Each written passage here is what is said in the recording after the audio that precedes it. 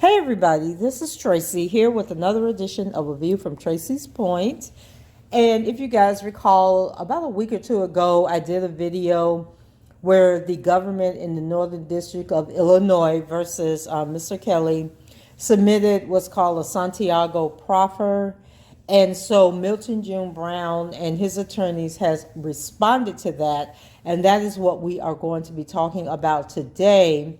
And then Jennifer Bongine filed a motion, but the motion is sealed. And so I am not sure if that is their response to the Santiago proffer or if that is something totally different. If it is something different, then they haven't responded. But I'm starting to think that it is because the note in the system says sealed motion by Robert Sylvester Kelly as to Darrell McDavid, Milton Brown, notice of motion to file under seal. So not sure what that is, but in any event, we are going to go ahead and get into what Milton June Brown and his attorneys had to say. So hold on and we'll be right back.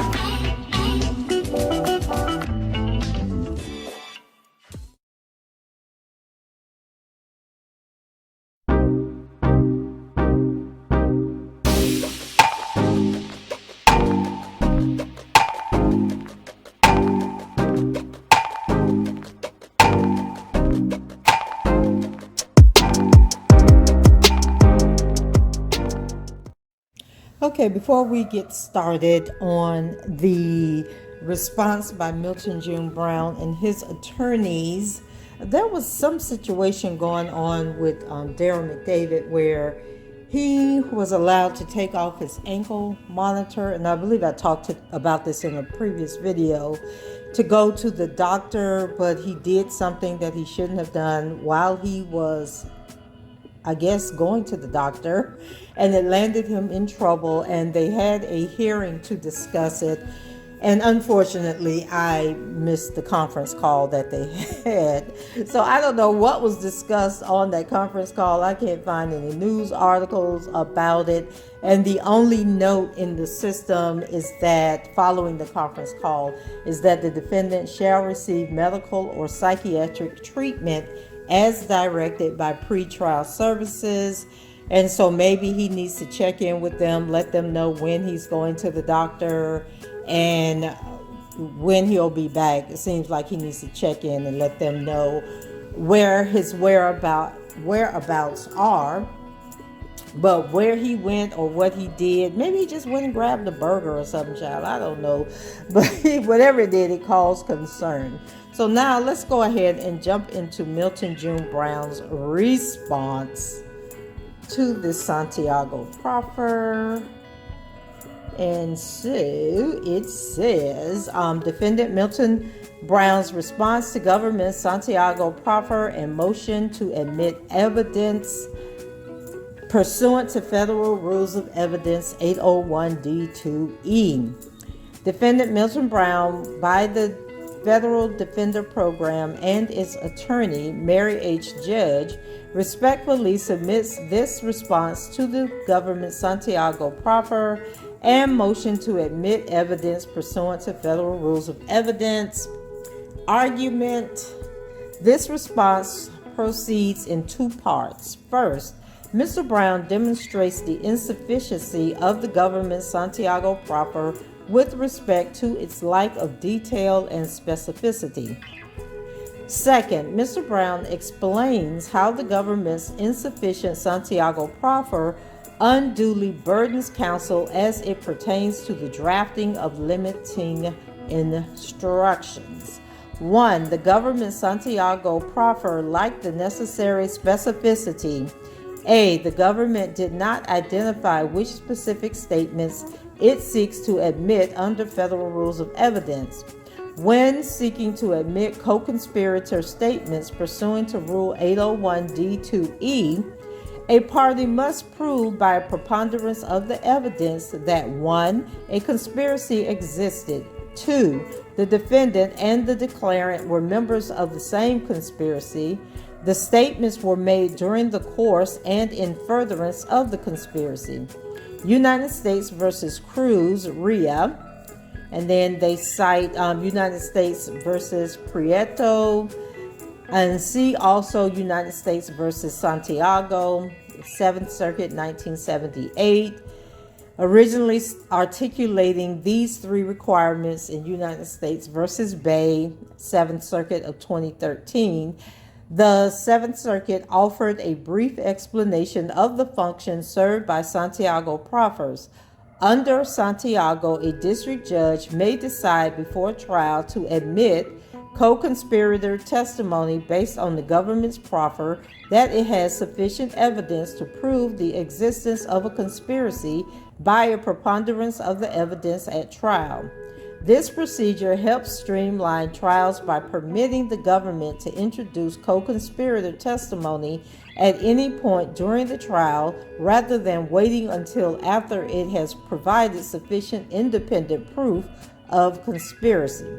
So they want to just go ahead and throw this stuff out there, whether they got proof of it being real or not.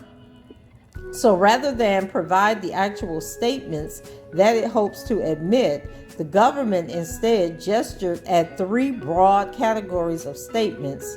And then they say docket 231 at line 40. Those categories are excerpted here as follows. 1. Statements made by individual A, individual B, individual C, and individual D to each other, to others, or in documents in the course of collecting and returning to defendants videotapes depicting Kelly engaged in acts with individuals. These statements include, for example, those related to booking travel and making arrangements to meet with defendants for the purpose of returning the videotapes. Let me see if I get this right this time, guys. So, individual A is a private investigator that was hired by Daryl McDavid or either the attorneys that were representing Mr. Kelly in the 2008 case. Individuals B and C are Keith and Chuck Wright. They're two guys out of Kansas City. I had previously stated that I thought it was Ewell Brown and Damon Pryor, okay, but it's not. It's Keith and Chuck out of Kansas City, and then individual D is Lisa Van Allen. So, statements made by the Four Stooges to each other, to others, or in documents regarding payments received or owed to collect and return to defendants' videotapes depicting Kelly engaged in acts or to ensure that they would not cooperate with law enforcement or otherwise disclose information regarding such activity. Statements made by the Four Stooges to each other, others, or in documents regarding polygraph examinations administered concerning B, C, and D, who is Keith, Chuck, and Lisa, knowledge of or efforts to collect and return to defendants videotapes depicting Kelly engaged in such acts. So docket 231 at line 40, as described by the government, these categories lump multiple declarants together and only vaguely refer to the possible contents of their declarations. As a result, the proffer also lacks the following information for any particular declaration. 1. The given declarant's identity. 2. The time or date of the declaration. 3. The location of the declaration. And 4. The context of the declaration. According to the government, this inexact categorical approach was necessary because, quote unquote, the statements are too voluminous to be listed in their entirety in this proffer. Docket 231 at line 39, there is, however, no support or precedent offered for that claim in the government's proffer.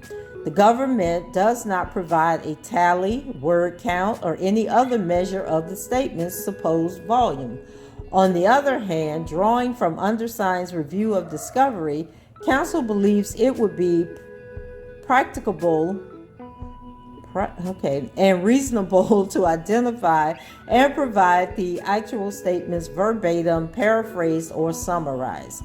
As evidence of that practicability, consider the fact that the government prepared written grand jury statements for individuals, Keith, Chuck, and Lisa, that total only a few dozen pages in length. Additionally, the government surely must have the desired statements prepared and organized at this point in the trial preparation process.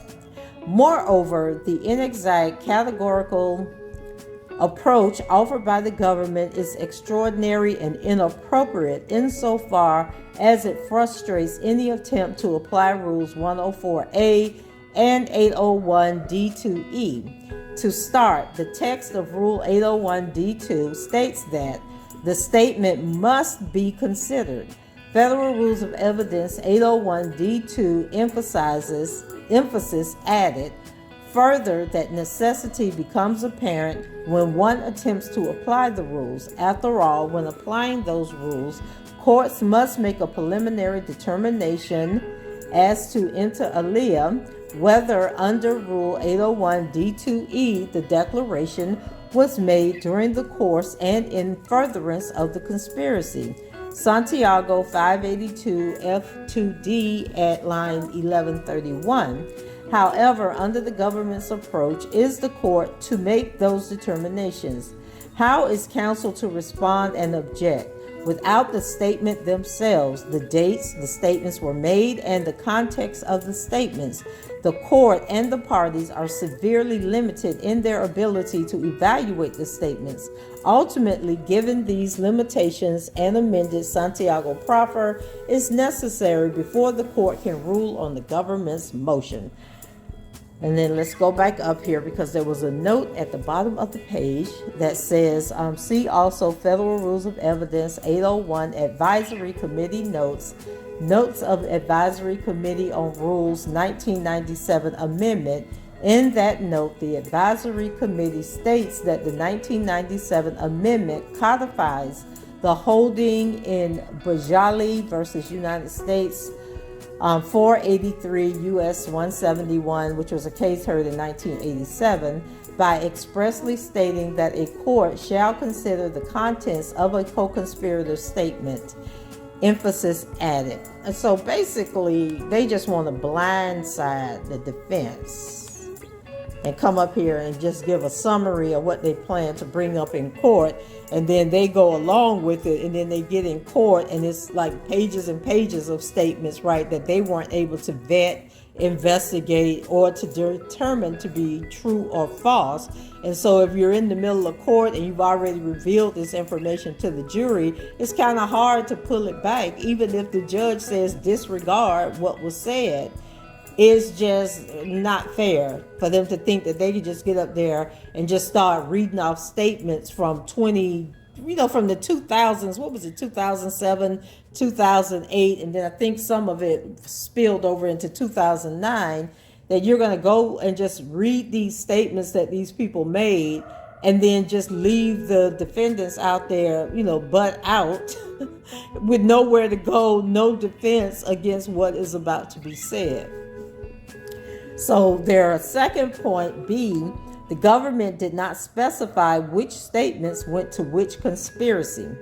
To reiterate, the government has the burden, by a preponderance of the evidence, to establish three requirements when seeking to admit co-conspirator statements under Rule 801D2E. 1, a conspiracy existed.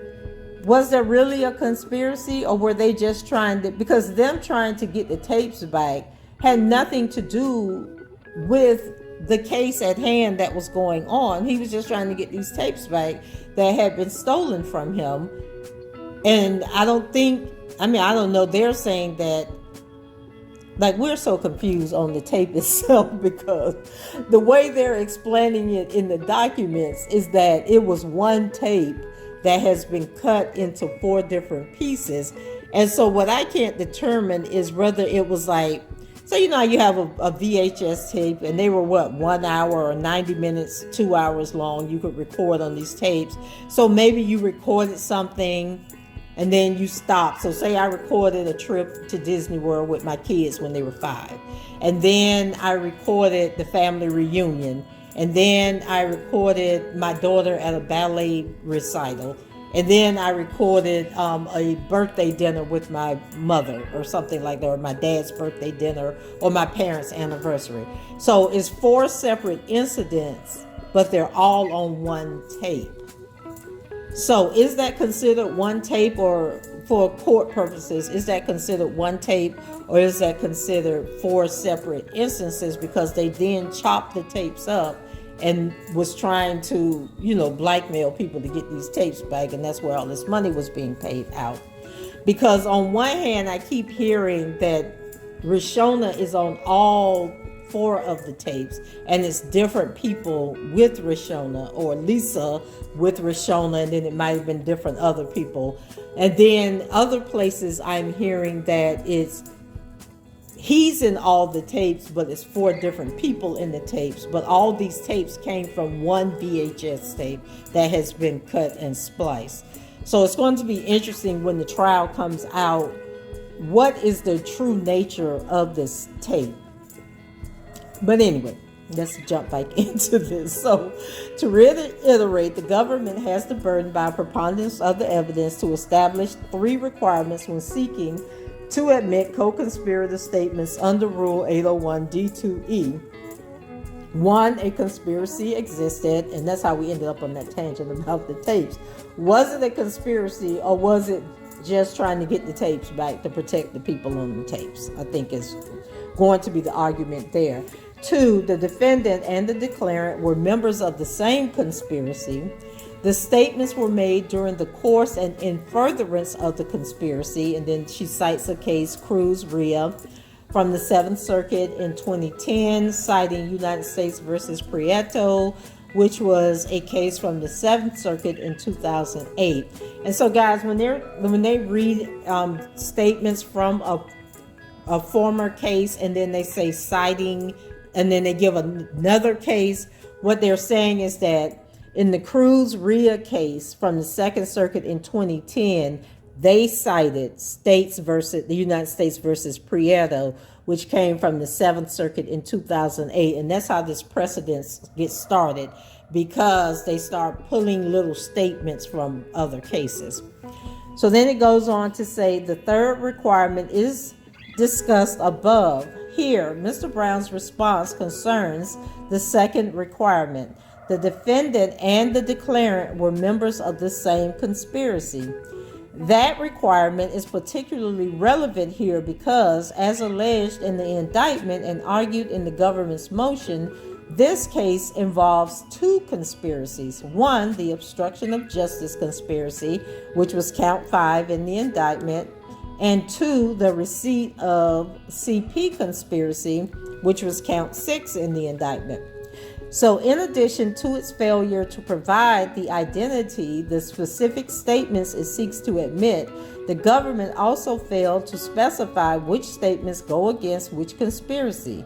All that the government provided was the 3 categories of statements listed in Part 3 of its motion in Docket 231 at 40.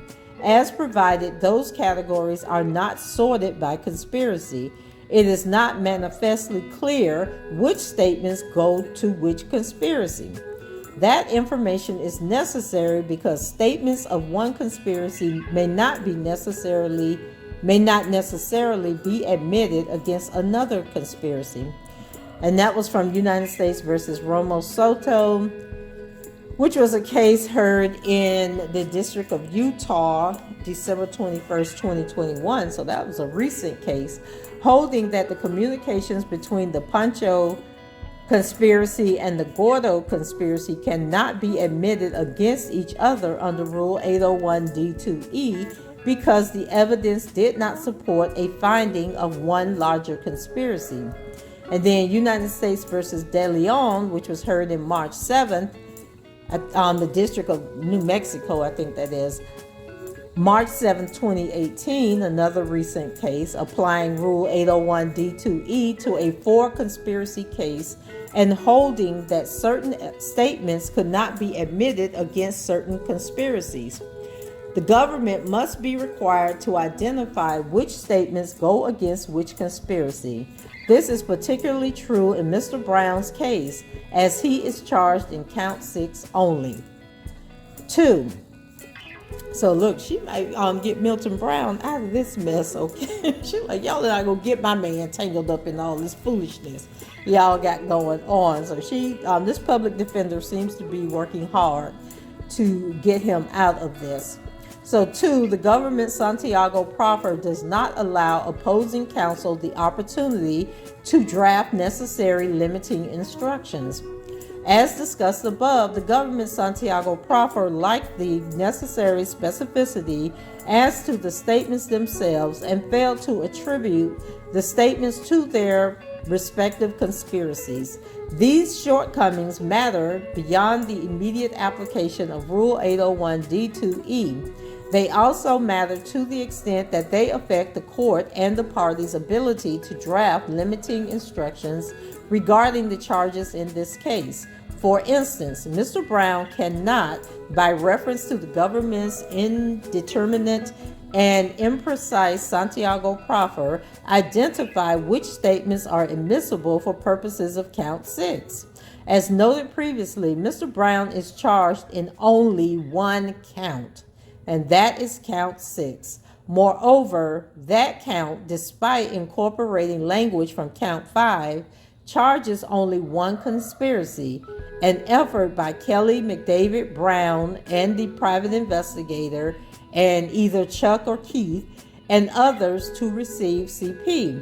None of the incorporated language from count 5, paragraphs 1, 3, 4, 5, 6, 7E, and 8 is necessary to a determination of Mr. Brown's guilt or innocence as to the charge alleged in count 6. Accordingly, Mr. Brown will seek limiting instructions as to evidence admitted against his co-defendants, including evidence admitted to prove the conspiracy alleged in count 5. Additionally, Mr. Brown may seek to strike the incorporated language from count 5 as surplus, I don't know what this is, surplus usage? No. As to Mr. Brown and count 6, alternatively, and as a last result, Mr. Brown will be required to move to sever under Federal Rules of Criminal Procedures 14. Conclusion. In short, the government did not submit a sufficient Santiago Proffer. In sum, the proffer that it submitted failed to provide the appropriate detail and specificity as to 1, the statements it seeks to admit, and 2, which statements go to which conspiracy. As discussed above, that inadequacy produces 3 unacceptable results. 1, it does not allow the court to evaluate the admissibility of the statements. 2, which statements go to which conspiracy. As discussed above, that inadequacy produces 3 unacceptable results. 1, it does not allow the court to evaluate the admissibility of the statements. 2, it prevents opposing counsel from objecting to any particular statement. And 3, it unduly burdens opposing counsel in the drafting of proposed limiting instructions. For these reasons, Mr. Brown respectfully requests that the court order an amended Santiago Proffer or deny the government's motion. Respectfully submitted, Federal Defender Program, John F. Murphy, Executive Director. And then, of course, the attorney that's actually representing Mr. Brown is Mary H. Judge. So, I don't blame her. It's like, why y'all got my client caught up in this mess? And government always trying to be on some slick stuff.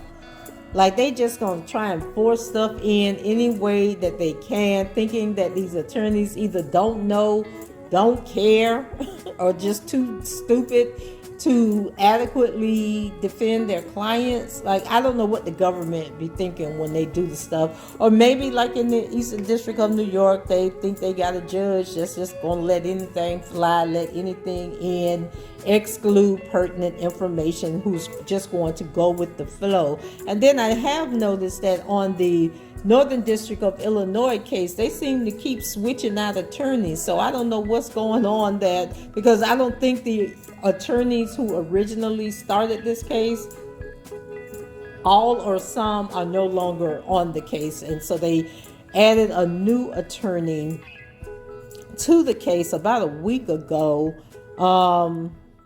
Let's see, attorney designation for USA, Brian Williamson. He was added on July 29th to this case. And let me see. Oh, I didn't log that. I didn't timed out the system. But anyway, they seem to keep switching out their attorneys. So, guys, that was Milton June Brown's response to the government's Santiago Proffer motion. They're basically saying you need to provide us with additional information, that, you know, the government is trying to be slick as usual, and they are not going to stand for it.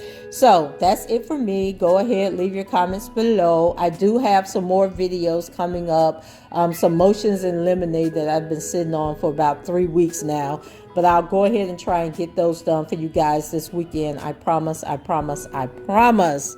So leave your comments below, rate the video, and subscribe to the channel if you haven't done so already. And until the next time, I shall talk to you guys later. Bye-bye.